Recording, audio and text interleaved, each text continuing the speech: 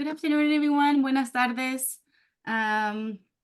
Welcome to our second to last children's literature lecture of the year here at the UCLA Latin American Institute. I'm Veronica, the outreach coordinator of the K-12 program, and we are super happy with our two outstanding guests for tonight. We will be hearing from Dr. Katrina Dillon and Gloria Amescua, and so Dr. Katrina will talk about the Américas Award. Dr. Katrina is an assistant director of outreach to the program at the University of Arizona Center of Latin American Studies. She holds an MA in Latin American Studies and a PhD in Language Literacy, Social Cultural Studies from the University of New Mexico. Her professional experience includes over a decade as an K-12 educator and many years in K-12 outreach and curriculum development at the University of New Mexico's Latin American and Iberian Institute. She's currently the coordinator of the Américas Award, which recognizes children's and young adult literature for authentic and engaging portrayals of the Latin America and Latin experience in the U.S. And today she's going to be sharing a little bit about the Américas Award especially for all the educators who are on the audience this afternoon. Thank you, Katrina, and welcome. All right. Thank you. Thank you so much. Thank you for inviting me. Really excited to be here. Always excited to talk about the Américas Award, but especially when I get to do it when we are featuring the author, Gloria Amescua, that we are featuring tonight.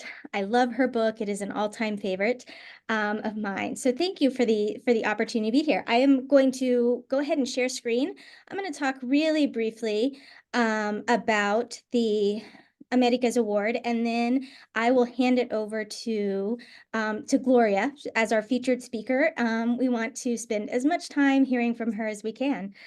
So really briefly, the Américas Award has been around since 1993. We began it. It's given annually in recognition of U.S. published works of fiction, poetry, folklore, or selected nonfiction.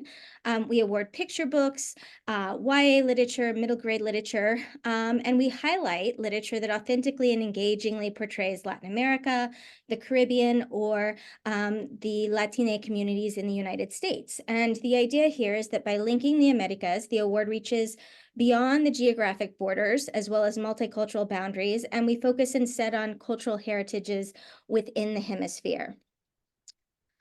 So I'm going to go on one of the, we'll be sharing, for those of you, a lot of material in here. I'm going to be very brief, but a lot of the material, the resources that we're going to share are hyperlinked within this presentation, and we have a link to a PDF, so you guys will have access. You all will have access to everything in here, and I'm also going to give you my contact information. So if there are questions later, you can't find something we talked about that you're looking for, you can just reach out to me. But if I return to Américas Award, we typically honor, we give two awards for winning books, and then we highlight 3 honor books, and then we highlight a list of commended titles of books that we want to draw attention to, we think are powerful. Again, they meet the criteria, and we share all of that each year. And so when our committee is currently, we're sort of in peak committee season right now. We received over 200 submissions this year of books. They evaluate all of our submissions for these 4 things. We're looking for distinctive literary quality. We're looking for cultural contextualization. We're looking for exceptional integration of text, illustration, and design. And the 4th one that I think is one of the most important for Américas Award is the potential for classroom use. I think that's the piece of our award that sets it apart from the other outstanding awards like Pura, Belpré, Tomás Rivera.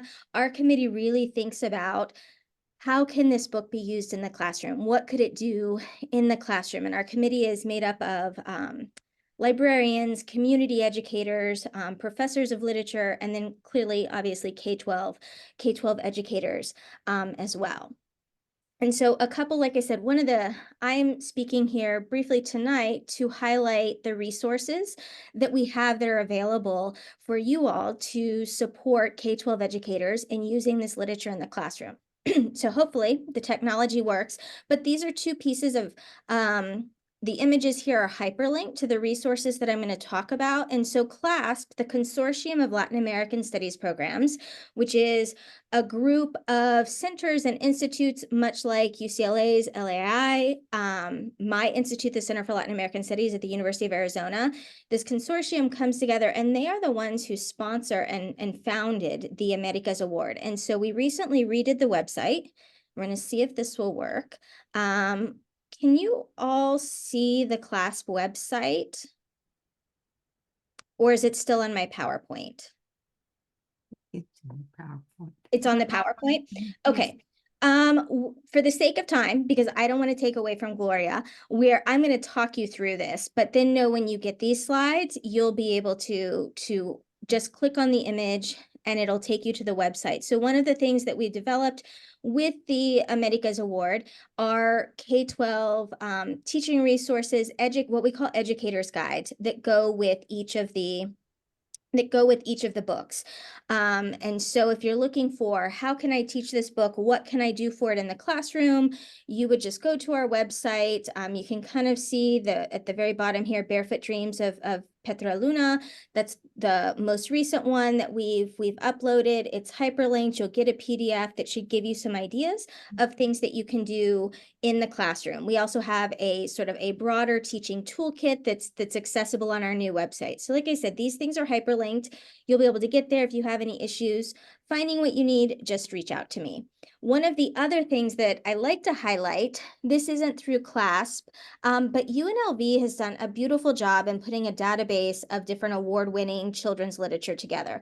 And I'm going to go to the slide that's specific to Américas Award here. So if you click, again, hyperlinked, but what they've done is they've only go back to 2011, so they don't go all the way back to 1993 with this database of awards, but you could click on any year, and here in this screenshot, I chose 2022 because that's where we have Gloria's book, along with David Bowles, who I think you heard from last month. So too, that if you were here last month, you also got to hear from him.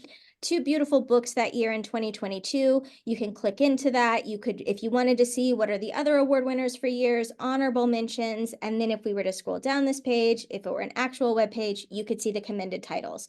So again, I find it really useful, all in one place. You can find great resources for the classroom, beautiful texts that I have used many of them in my classroom when I was teaching. Something else I always like to highlight, not necessarily specific just to Américas Award, but I know when I was in the classroom, Latin America is my wheelhouse, but some of the other areas that I wanted to make sure I was using high quality, engaging literature weren't things I was as well versed in. And so we've got a number of other awards, and again, these are all hyperlinked, that are resources for educators. They were sort of, many of them are my go-tos for finding different high quality literature that represents different geographic regions. And I bring that up because one of the things that we do with the Américas Award, we just had our Global Reads webinar for the Américas Award a couple weeks ago, but every spring, 5 of the World Area Book Awards programs, we come together and we host a webinar once a month, and that feature a different author that we want to highlight from our awards. So last month we highlighted Andale Prieta, which was one of our honor books last year. So be on the lookout for this. It happens, like I said, it's a webinar series where the 5 awards come together, and we do it every spring. And then this is it. I'm done. I just wanted to give us a plug. Follow Américas Award on Instagram if you want to hear about the different programs we're doing. We will be announcing the next set of award winners and honor books and commended titles in June. And so we'll roll that out on social media first. If you have any questions about any of the resources or the Américas Award, please reach out to me. There's my email, and we will make sure to get a link to this presentation for you so you all have access to everything I talked about. So thank you again for allowing me to be here. And now it's my honor to get to introduce Gloria Amescua to you all. I was lucky enough to get to meet her a few years ago when we had brought the Américas Award to the NCSS conference. I am so excited to get to hear about her writing process, her book. It is one of my favorites. But for those of you who may not know Gloria, she's an educator, she is a poet, she is a children's book writer. Clearly, she was awarded the Lee and Lowe's New Voices Honor Award, among many other awards, including the 2022 Américas Award. She is a native and current Austinite and received both her BA and her Master's of Education degrees from the University of Texas at Austin. And this is her first picture book, and I can't wait for you all to get to hear from her. So I will turn it over to you, Gloria. Thank you so much. I'm just honored, first of all, to have been a co-winner with for the Américas Award. That was just wonderful, and I can't believe really that it's been honored as much as it has for my first book.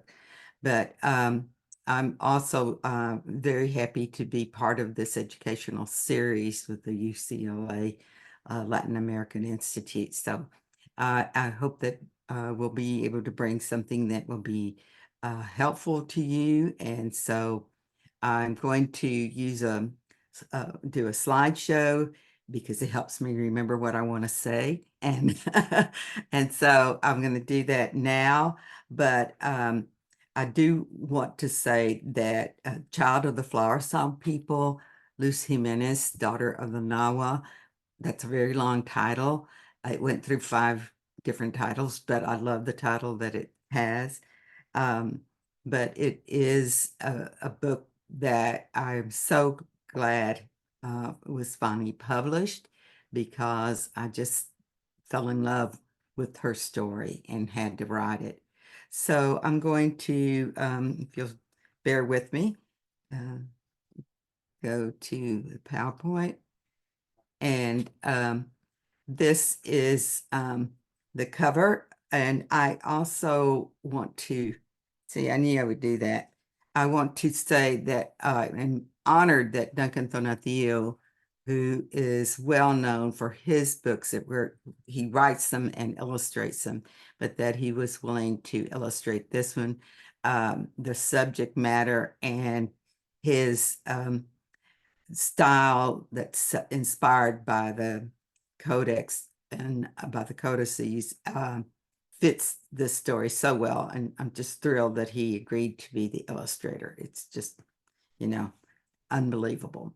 But I did want to mention Duncan because his work is perfect for this book.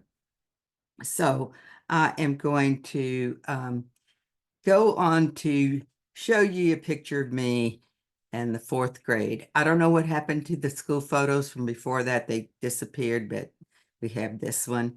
And it's just kind of a reminder that, we were all kids once in school with teachers that we may or may not have liked, but that schooling that I received, the education I received, and that my parents were so supportive of us getting an education because they knew that that was something they didn't have a chance to have, and they were not able to read and write very much, but they wanted that for us, and so we owe it all to them. And I wanted to say too that, kids are not to be underestimated at all. And I don't think the teachers do, but you never know what they might become. And of course, teachers are working to do all they can to help kids be their full potential. I wish that I had first of all, stories that were representative of me. But when I was growing up, we had none.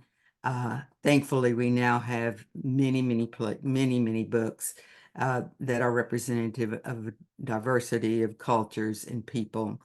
But the other thing we didn't have that I can remember is poetry that if we had poetry, I don't remember it. It didn't affect me. But what did affect me was our neighbors who, the Reverend and Mrs. Kidd, who gave our family a daily newspaper, for one thing, after they had read it. But they also gave us a 10-volume set of American and British literature, poetry. And you can see this is old. It was, I think, published in 1900 or 1901 or something. Now, I could not, at that age, I could not understand anything that Keats or, any of these Shelley, I mean, really, Lord Byron, I could not understand any of that at that time. But there in the back, there was a poem, 4 lines by Edwin S. Markham, and it's called Outwitted. And I'll read it to you because it's such an important thing in my life.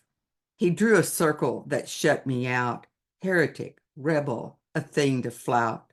But love and I had wit to win. We drew a circle that took him in. Now, I'm sure I didn't know what heretic meant or flout, but I got it. And it absolutely blew me away that you could say so much in such few words. And that was the beginning of my love for poetry and writing. And one of the first poems, and probably the first poem that I wrote, was after that. And as I think about it now, it makes me realize that even at that age, I knew that my brown skin set me apart, that it was probably going to be kind of struggling, through a dry crack in the earth, but that I felt like I could bloom. And I'm proud of this little poem of little Gloria, but it was the beginning of, as I said, of my love of poetry.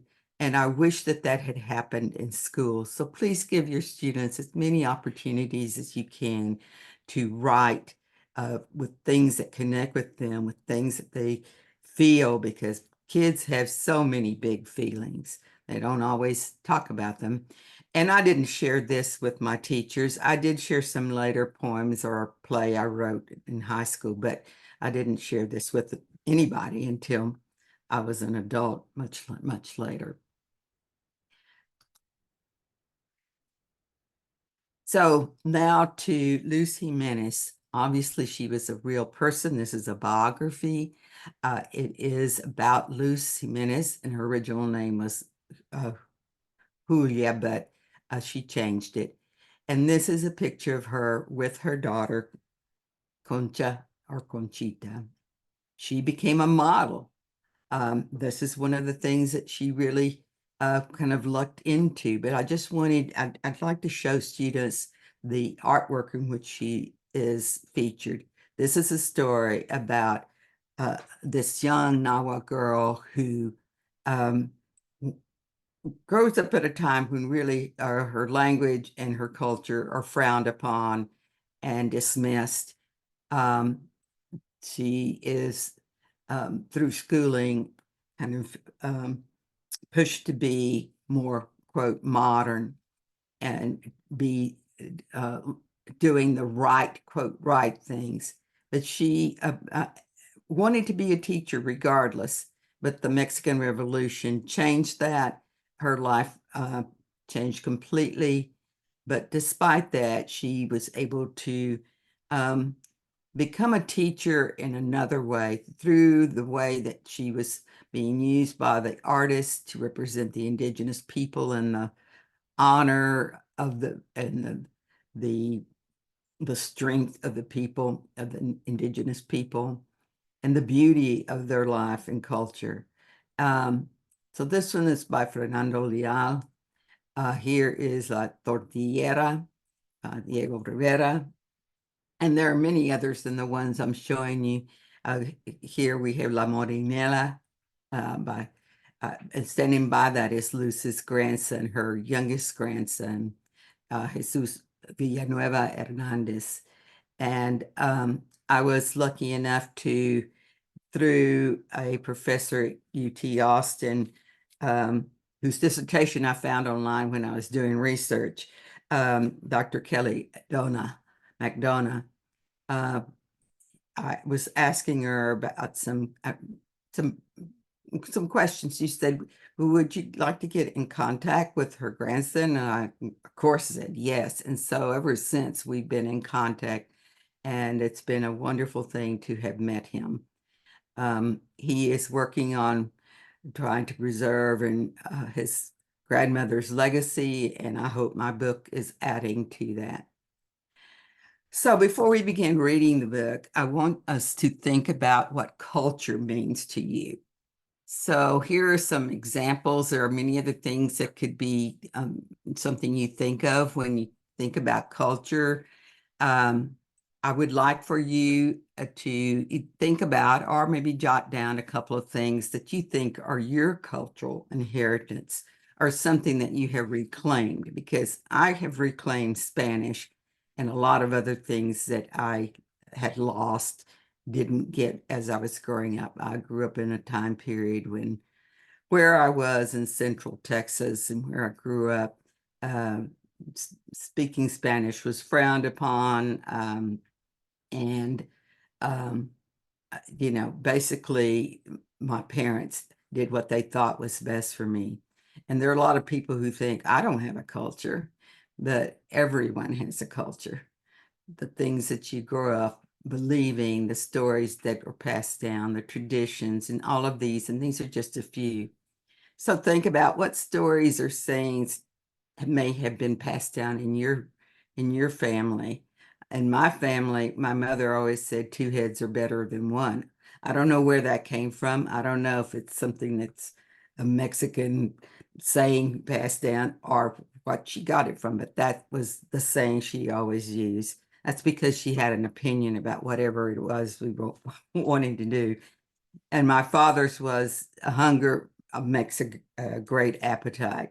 So that also is a very true statement. And he knew all about that, having grown up during the time of the Mexican Revolution himself in Mexico. So do you have things in your home that reflect your family's culture? Think about that. I didn't when I was a younger adult, but I have reclaimed that as well. And if you can see in the background, you can see a lot of things that I've done to reclaim my culture. And so as we read, I want you to think about or write down what you think makes up Luz Jimenez's culture and identity. You can think about some of these things or other things, because there are many other things that contribute to a person's identity and their culture. So what I'm going to do next then is to,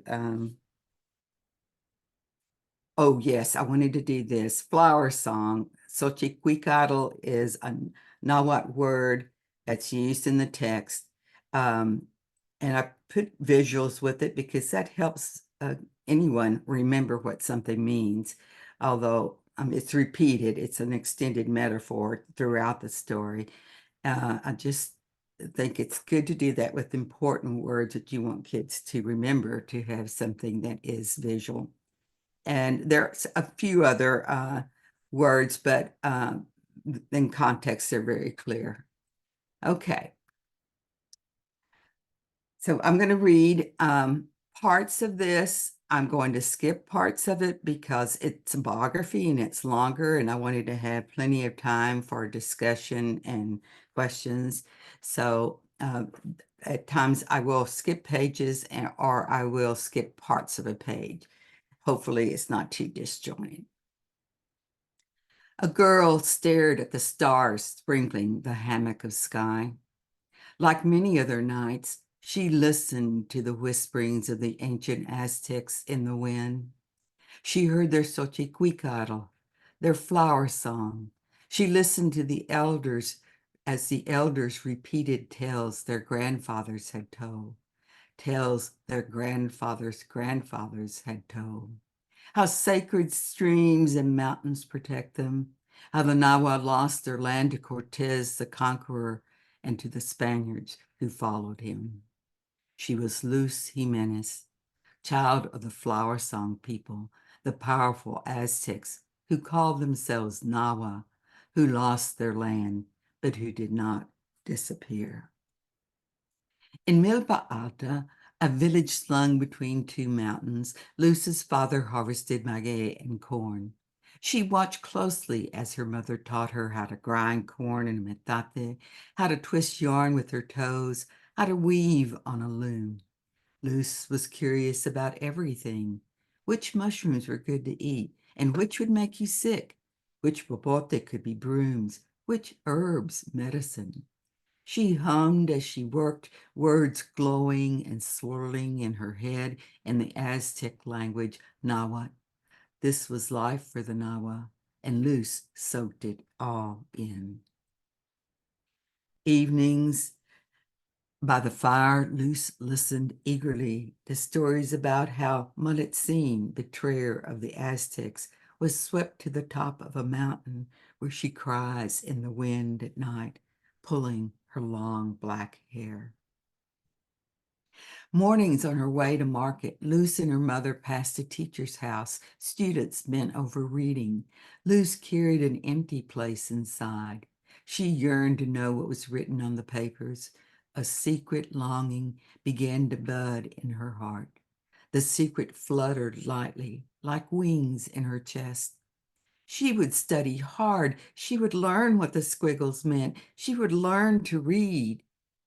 But Luz, like the other native people, was a forgotten shadow to those who govern. There was no public school for them.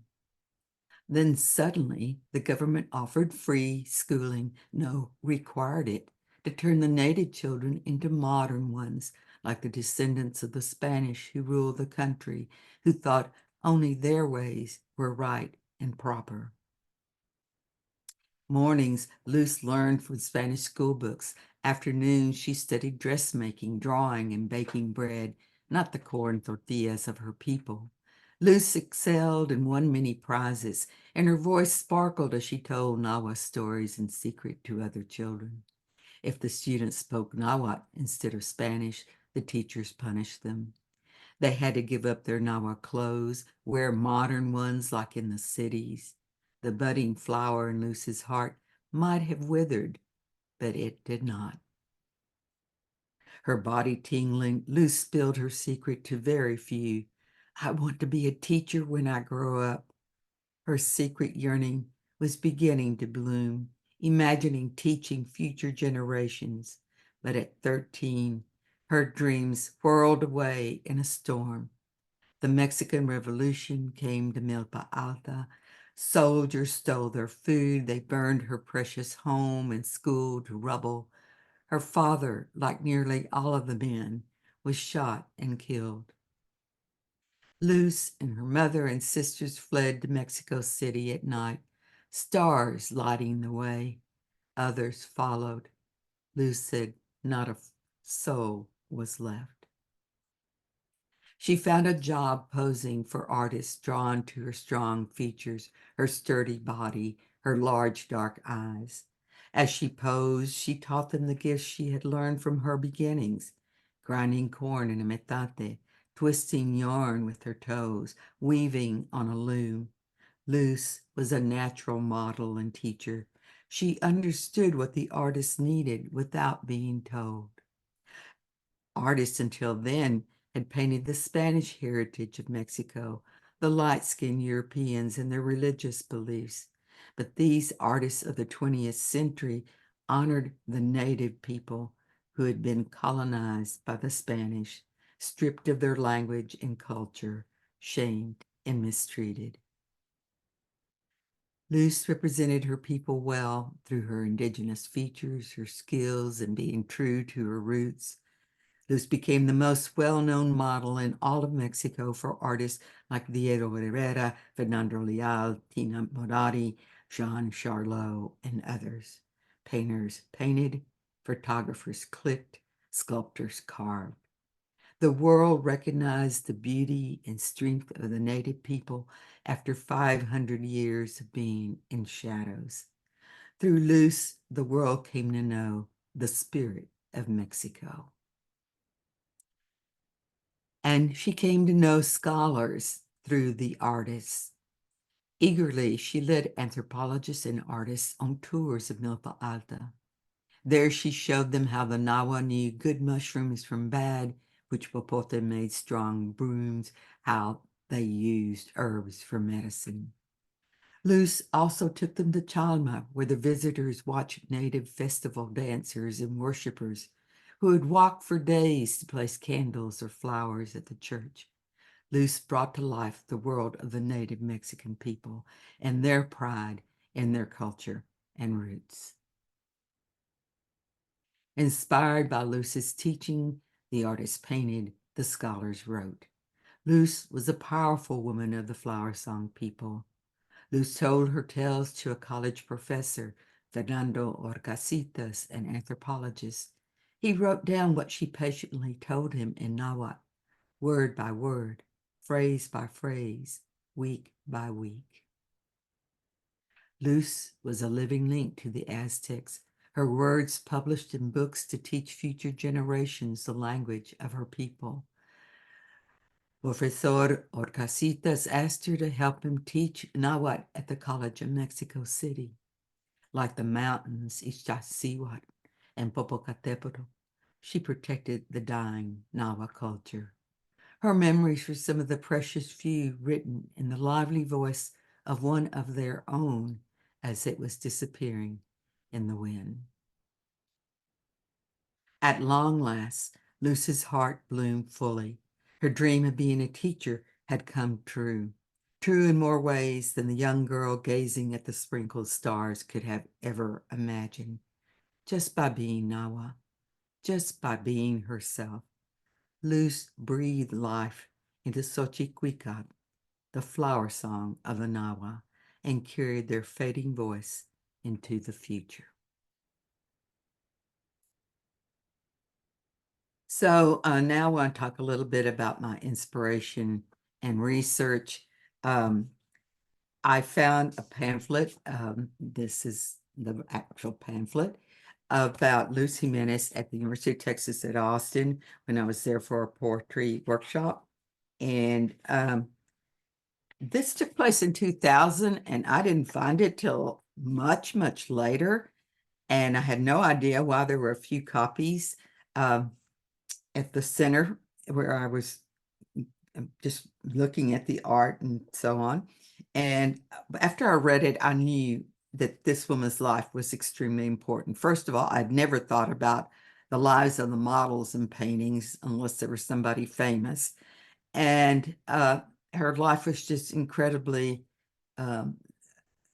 fascinating.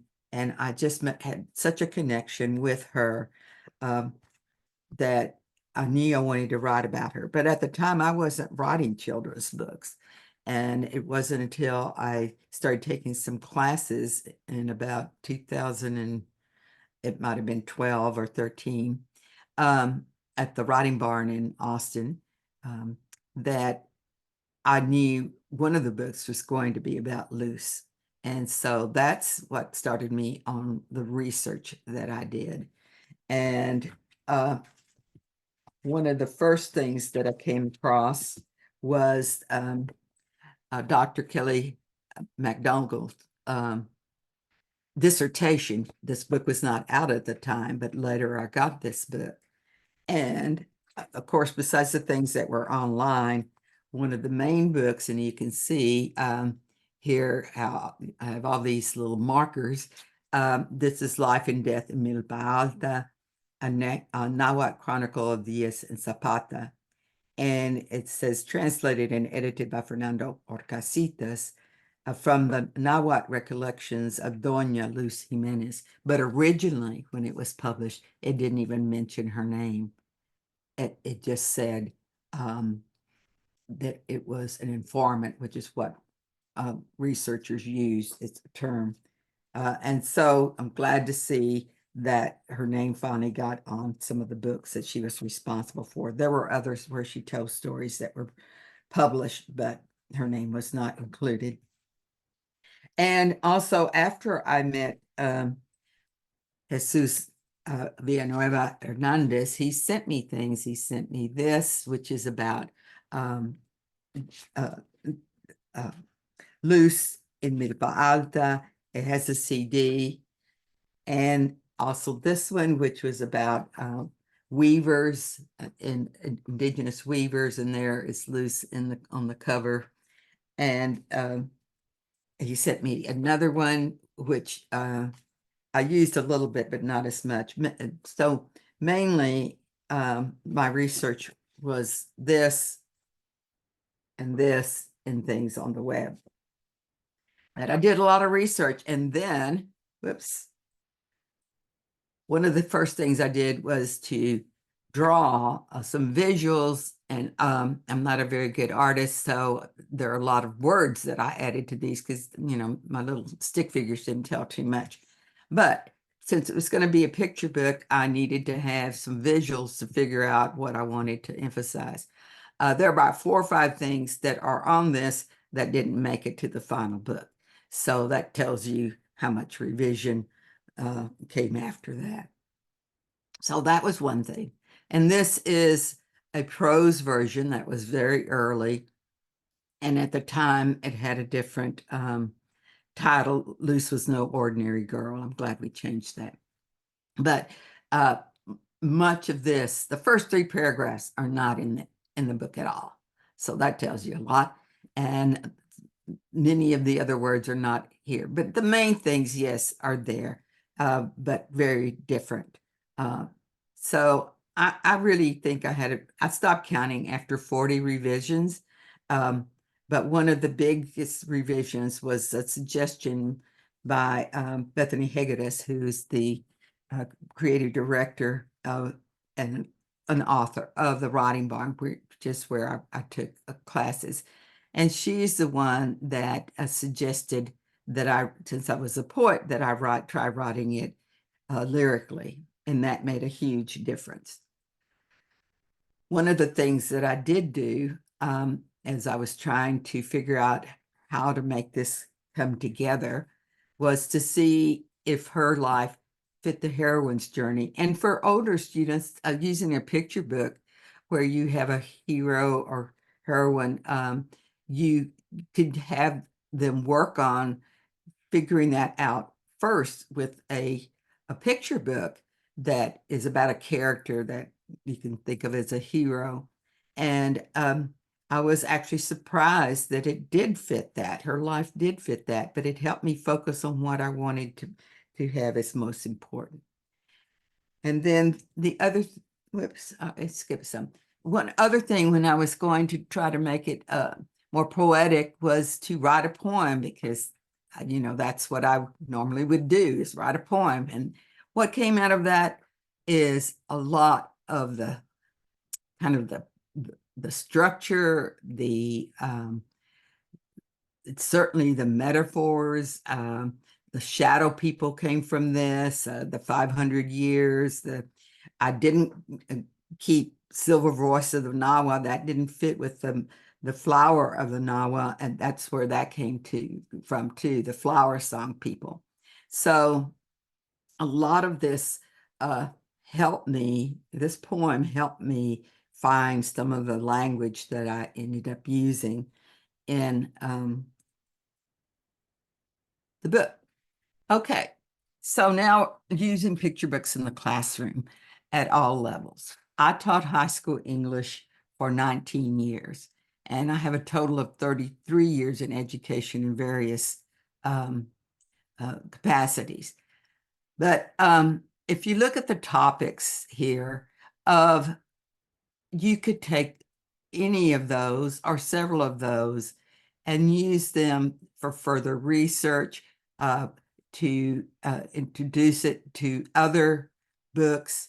I used picture books with my sophomores to introduce Animal Farm. I had a picture book that I found that was about how in a elementary classroom, the teacher was introducing one thing after another that was limiting their freedoms, that was making the students become basically more communistic.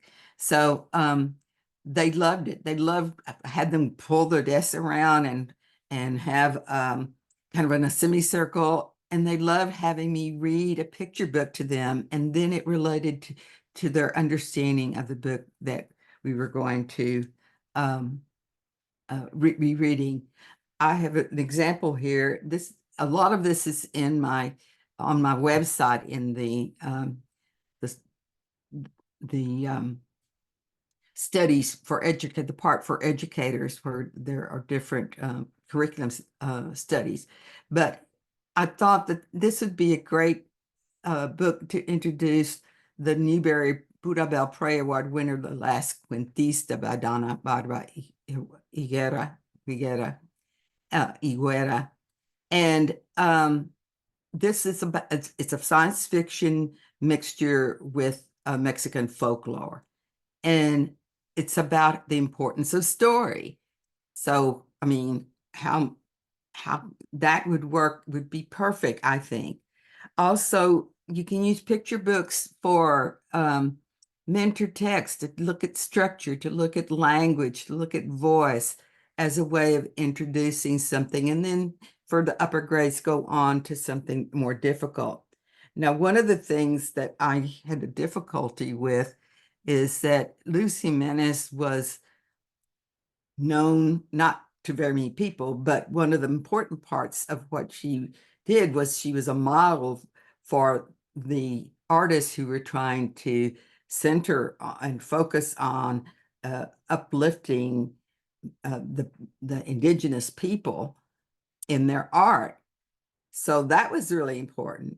But so was the fact that she helped anthropologists and linguists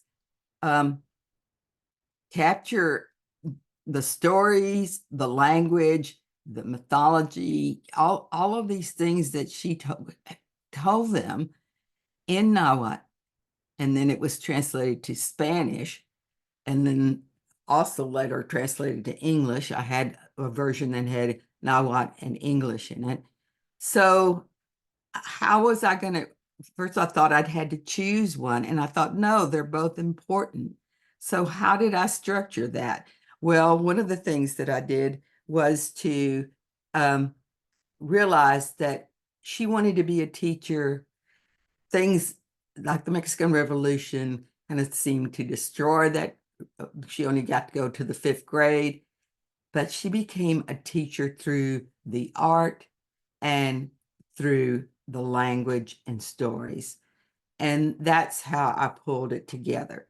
So that's another thing. Compare or contrast with other books or events like The Princess and the Warrior by Duncan Tonatiuh, or it could be treatment of indigenous people in Mexico and the early, what became the US. There's much that is similar there as well. And also the connection I felt was that in Spanish was being squashed, basically, because assimilation seemed to be all. Of course, there's research, nonfiction picture books, introduction by topic or theme. I use picture books for other things to be an incentive for writing. So there's the poetry that's in many of the picture books. And then there's art and geography and science. I mean, when you have the volcanoes, the one that's active and the one that's not. Every time I touch my mouse here, it changes. Anyway, most of these are on the website in the curriculum guides, so you can see that and look at it. Not all of it, but most of it.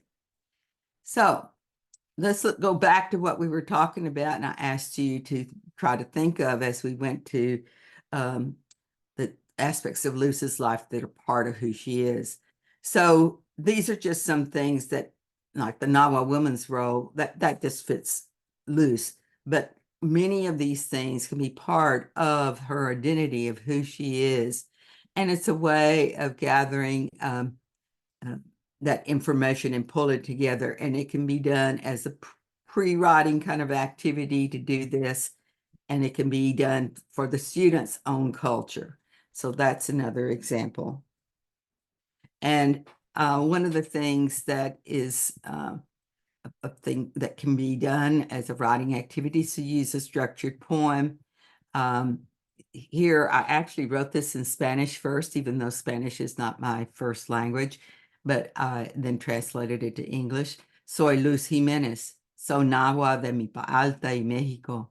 Soy cuentista, modela, dejadora y madre. Soy hija de la revolución y maestra, y más que eso, soy orgullosa de mi gente. Como águilas, somos fuertes y todavía estamos aquí. So a structured poem, which you can change, of course. Please allow students to change it. Don't have to follow the whole structured poem. But that's a summary of the most important things, and that's a creative way of having them do it. So I'm trying to hurry here because I don't want to not have time. These are all things that I think are part of what's important in this book and many other books as well, but the culture, the diversity, the identity. And I want students to be proud of who they are. I know that I had shame about who I was, and more than that, I had shame that I didn't speak Spanish, as most of my classmates did on the school grounds. But I have just accepted this was something that was part of who I was, and I have reclaimed that as much as I can. But all of these are important. And then tips for writers. I'm going to try to be really quick here. I'd like to have this for students. If I hadn't cared about Luz Jiménez, I wouldn't have spent all the 8 years it took to get it published. It was my first book. Hopefully everything else won't take quite as long. And also that we are all unique. No one else can write our stories or our poems.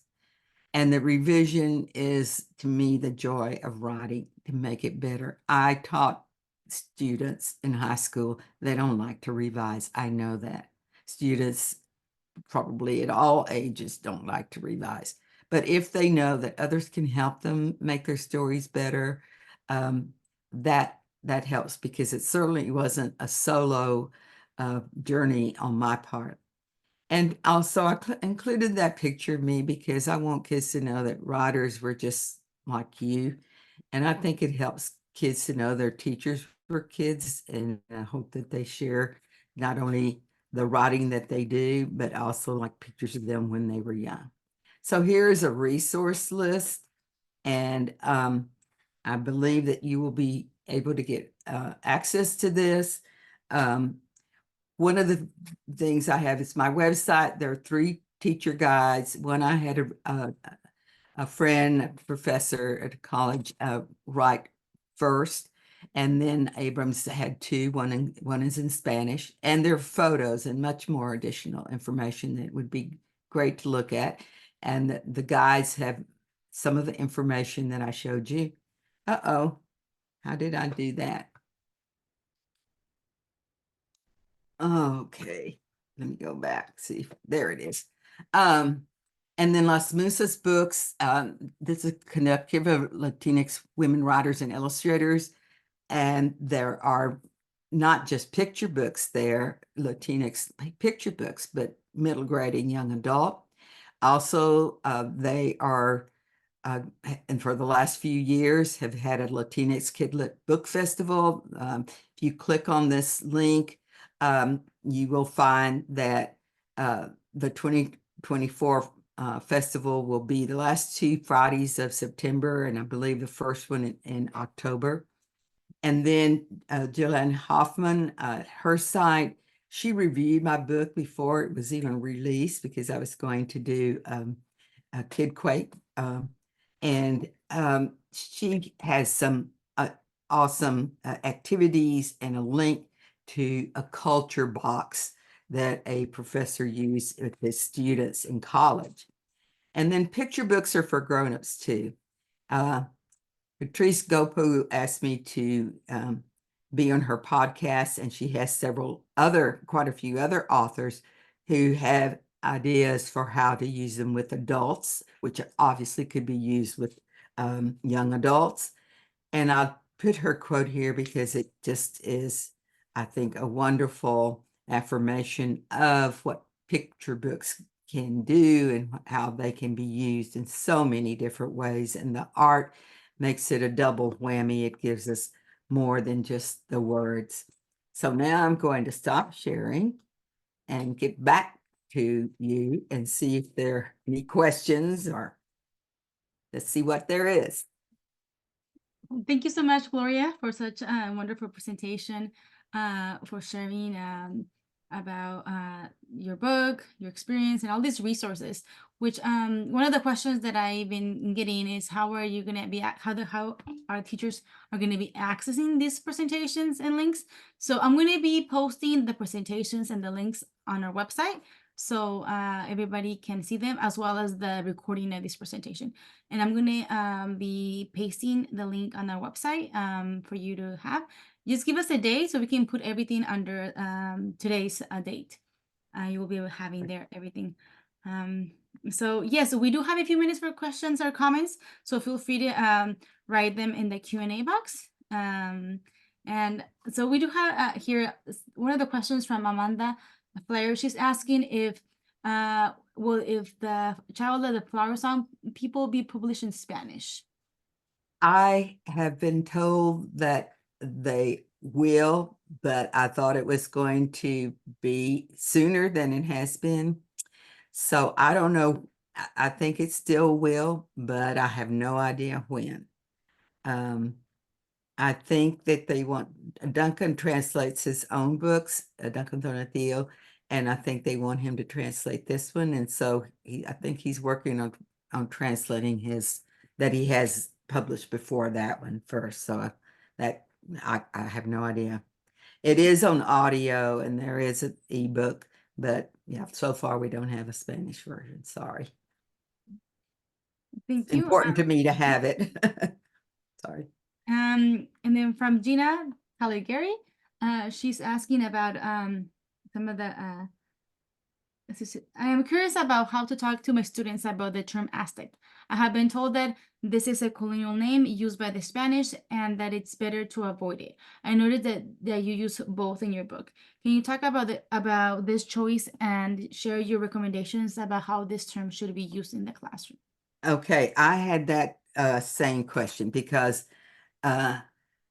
Aztec and David Bowles has some wonderful things on this as well. But I know that Aztec or Azteca is a name that was given to the people, and there were many different tribes, and they went by their tribal name.